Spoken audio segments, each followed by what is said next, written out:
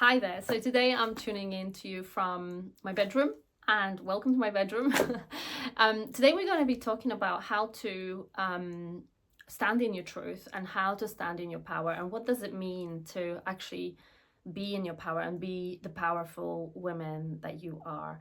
Welcome to this channel. My name is Marta. I'm a mindset coach and female empowerment coach, personal trainer and yoga teacher and meditation teacher as well. And I'm so happy to have you here. Subscribe to this channel. And if you're listening on Spotify, follow and share if you find this valuable. So let's talk about what does it mean to be in your power? What does it actually mean to be a female in her power, standing in her power in this 21st century? And we're going to dive in. There's 6 points that I wanted to bring to you today, and I hope you'll find it helpful.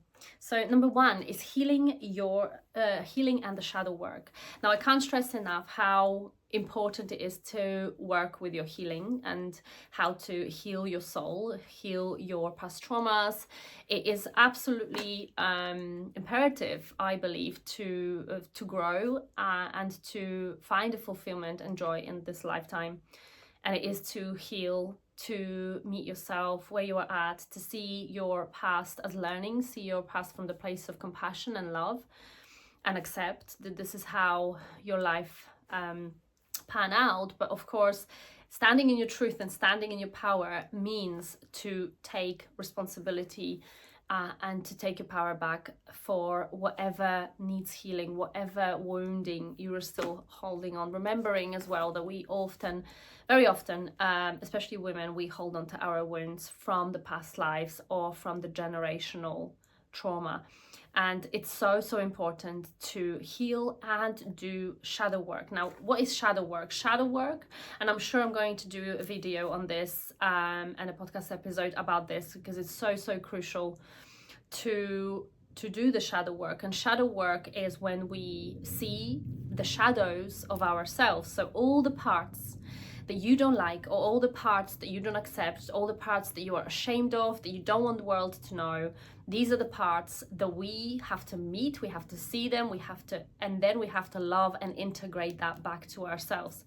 When we do the shadow work, this is when the real healing happens. I've done some shadow work, not very deeply, that's why I haven't done episodes on that just yet. I'm in the process of doing that, but only doing 2 or 3 sessions of shadow work. In other words, sitting down and journaling of what are the parts of me I don't like, what is the things that I'm ashamed of.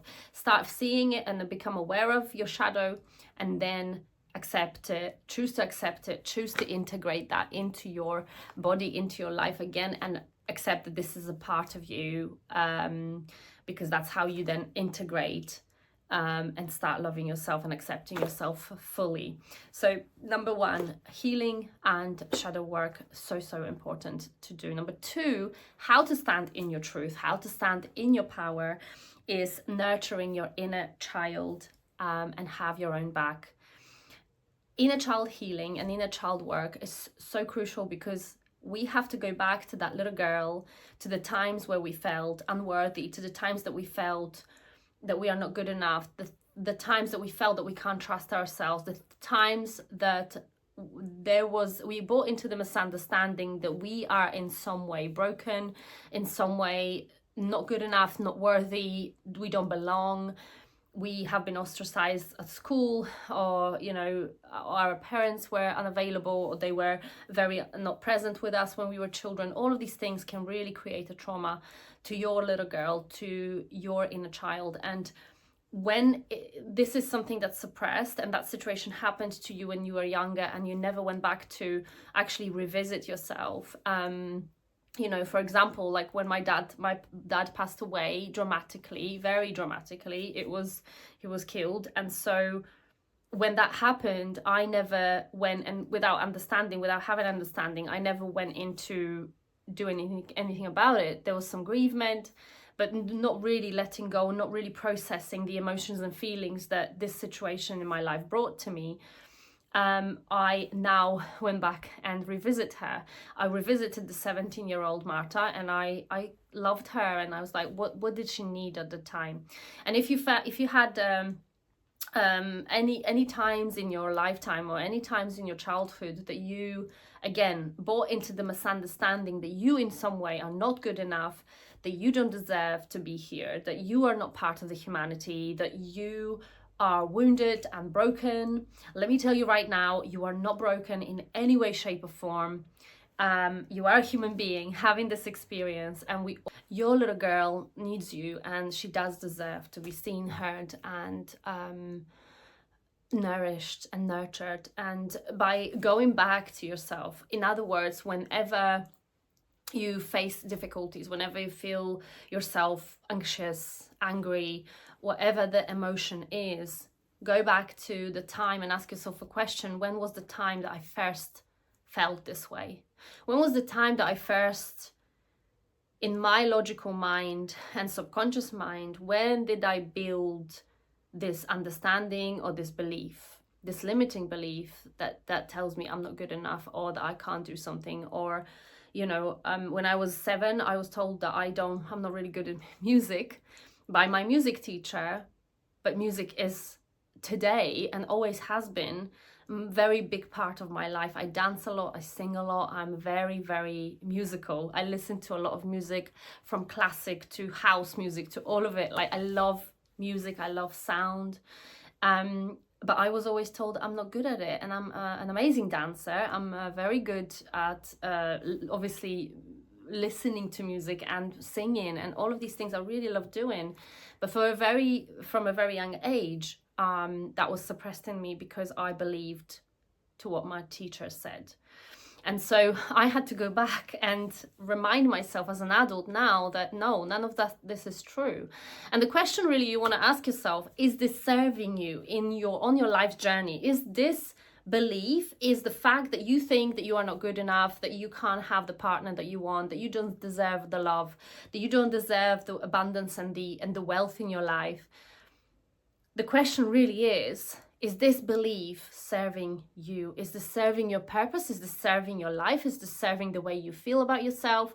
Is this serving how you go about your life? And if the answer is no, go back to your inner girl and nurture her, and almost be the parent that you needed at the time that you were disappointed, the time that you were sad, angry, whatever that was. Be the parent that you needed at the time. Our parents never knew how to bring us up. They were not taught. In fact, we still don't get we don't get told how to be a parent. And they would bring their traumas, and they will bring their wounding and their conditioning in to play to bring us up. And of course, that would really rub off us. And so that's why it's so important to do your inner child healing, because you deserve it. You deserve to feel fulfilled. You deserve to feel empowered. You deserve to go after what you want in life. And the only way to do this, if you have your own back and your little girl inside of you is nurtured and she is at peace. It's so important to do it. I can't stress enough. Number 3 is speaking your truth. If it's a hell yes, it's a hell yes. And it's a hell no, it is a hell no.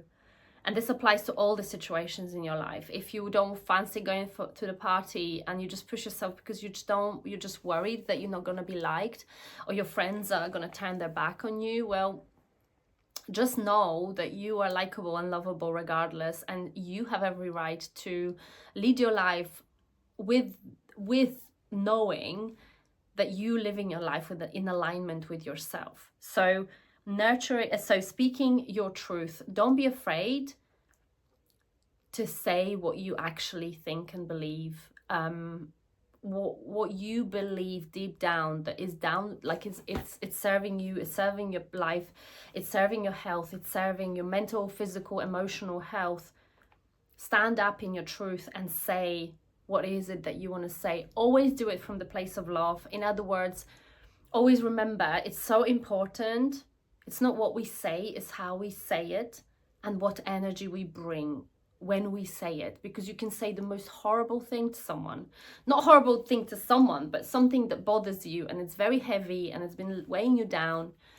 you can say that with a very light-hearted energy, when you can say, I am coming from the place of love, this is how I feel, and that's how this makes me feel, or that's this situation makes me feel, or I'm okay with saying no to this party because I'm just tired and exhausted and I understand that my body needs rest. Putting yourself first in that way, you will start seeing that the people that need to fall away will fall away, which is something we actually want to happen, because you don't want in your life people who don't see you for who you are.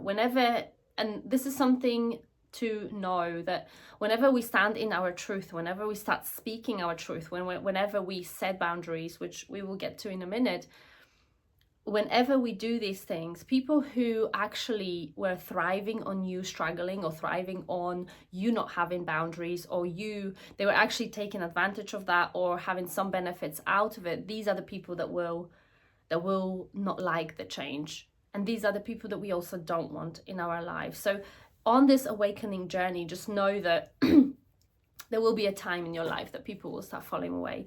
We have seasons. Every 7 years, our body changes, and there are seasons, the physical seasons in our life.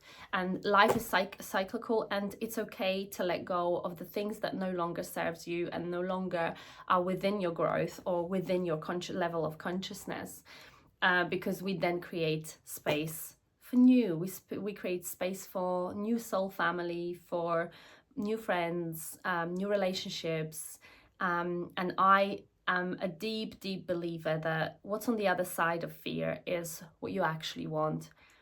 It's on the other side of fear do you find all the cherished moments, all the blessings that you ever wanted. So it's so worth to do this work. Okay, number 4 is set healthy boundaries, and I already mentioned that it's so important to set boundaries in your life. And boundary setting is a very difficult thing when you never ever done it before. I mean, for a majority of my life, I was a people pleaser. I would not have boundaries. I didn't even know that I don't have boundaries, and I didn't even know what they are. I didn't have any understanding of relationships, obviously, and how relationships between people, between human beings, play out. And oftentimes when I was a people pleaser, my boundaries would be broken. But the real problem was me, in the way, like, if we set healthy boundaries from the place of love, compassion, understanding, with the energy that we send them, again, the same happens as when we actually speak in our truth. The same thing happens, that people will fall away, people who were thriving on you not having any boundaries, they might fall away. They will not like it, but it is so important how you play it out. So I do suggest to take a journal out and write out what is bothering you in life today, because you almost want to reverse engineer the actual situation. So you want to find out what boundaries need setting, is to find out where.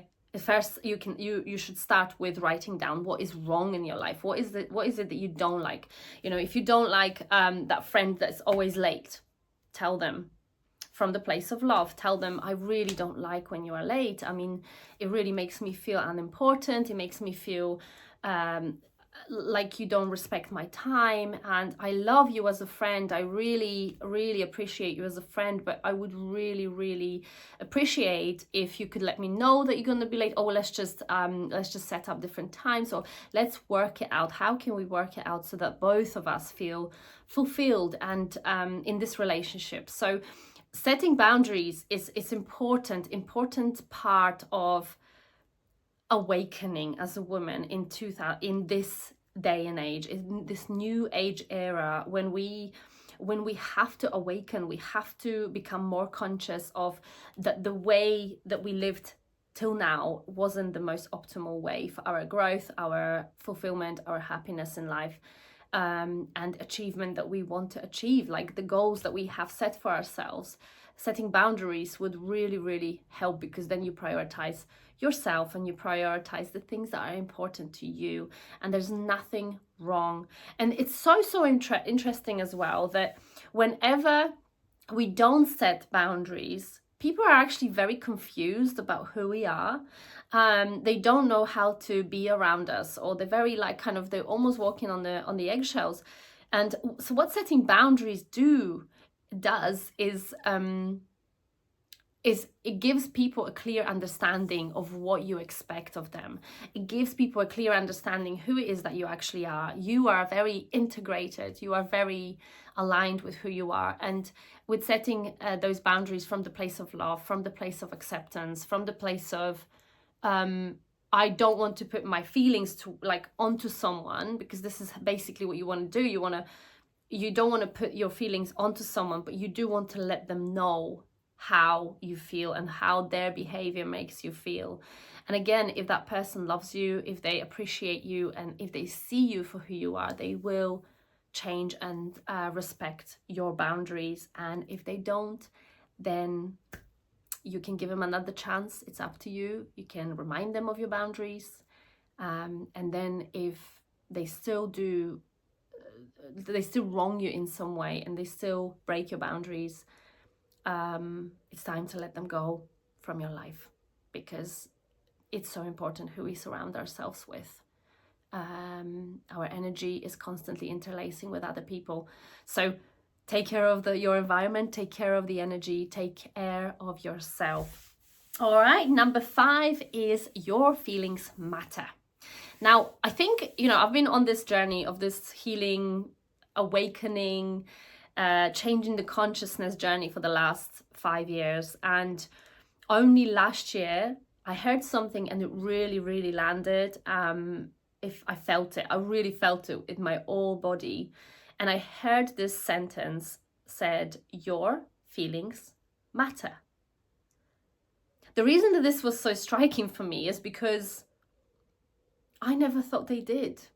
It almost makes me emotional now, because no, I never thought my feelings did matter. And I always questioned my feelings. I always thought that there's something wrong with me because of how emotional I was, of how deep I felt, how sensitive I've always been, how much I cried as a child. I was definitely always seen as a dramatic kid. I even remember the time when I broke my collarbone as a kid, and my mum didn't believe me because I was just crying baby. I was very emotional. Everything always got me very deeply. And even today, now that I understand myself and now that I'm very aligned with that, and I love my sensibility, I love the fact that I'm so deep. I love the fact that I don't really do superstitious connections. I love the fact that my connections are all deep in my life. All my friends, even my clients, it's a deep connection. It's a human to human, heart to heart connection. And today I love myself for it, because I think that's my asset. And that's why I can be a coach, because I'm super sensitive and very emotionally intelligent. But at the time when I was a child, my emotions did not matter. I didn't have that learning from my childhood to say it's okay to feel whatever you want to feel, whatever that is for you, whether it's anger, sadness, anxiety, sorrow, joy, happiness, whatever the feeling is, it's okay to feel it. I was never told this as a child, but now as an adult, I tell myself that. I tell my little girl, it's okay to feel. You are a deep woman and you will feel a lot, and that's who I am. And it really is just navigating of how do you express those feelings, really, because it's so important. And this is why I put it as a number 5, and I wanted to include it in this video, is because oftentimes we actually don't know that our feelings matter and that our feelings are valid and they are important. And our feelings are a navigation service, really, for our life, for how we go about life, for how we feel. Like, your body tells you, if you meet someone, your body knows if this is the right connection or if it's not. We just choose to ignore that. So your feelings matter. Feel your feelings, really immerse yourself. If there is a lot of times that you know and you felt that you've suppressed a lot of feelings, you don't really cry and you don't really feel a lot, Maybe there was a point in your life when those feelings were not safe to have and to express. And so you decided that it's just safer to not feel.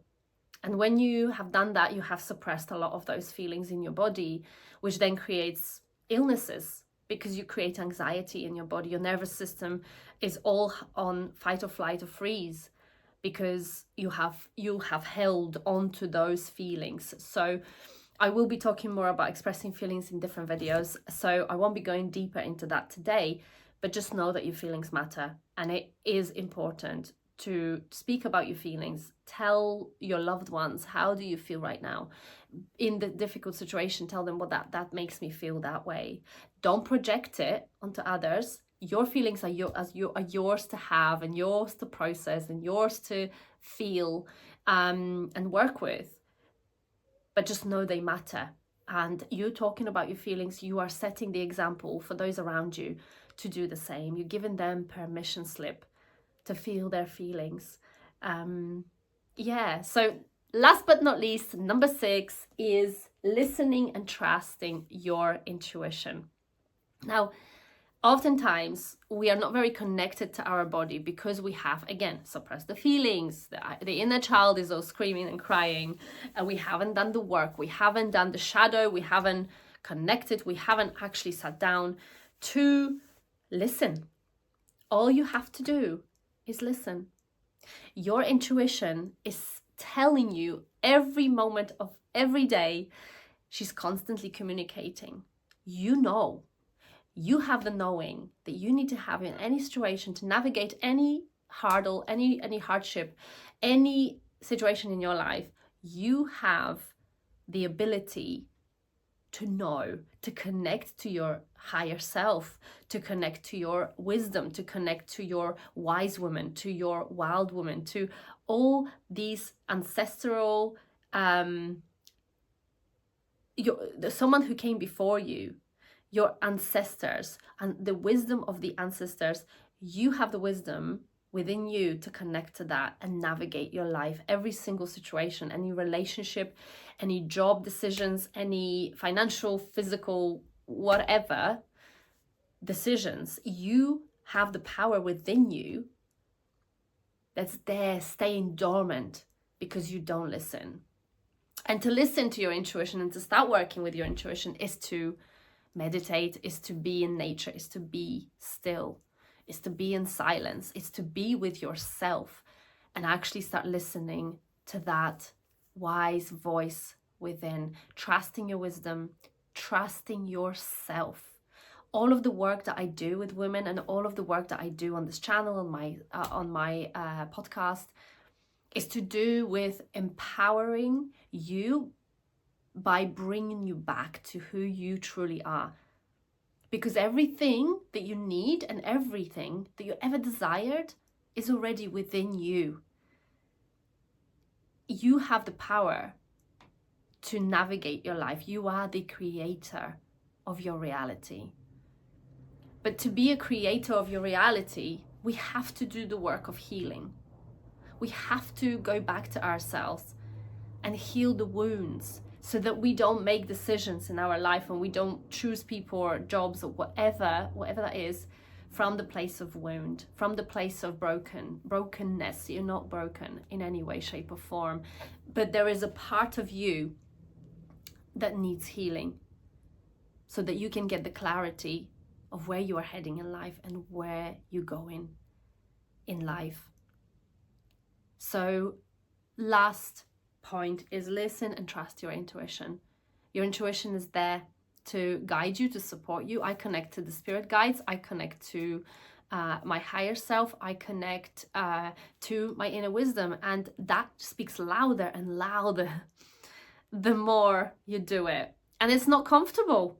Oftentimes your intuition is going to lead you to where it's scary, it's new, it's out of the comfort zone. Your intuition is going to lead you where you need to be, but you have to be courageous enough to do it, to listen, because it's one, to listen, but two is take action on it. Because you can listen to it, and that's only just going to create some sort of brain dissonance, because you'll be like, well, I know I shouldn't really do that, or I know I should go for it, but I'm scared, so I'm not going to. So that will just create anxiety. But listening and actually actioning your intuition, what your intuition is telling you, is going to change your life.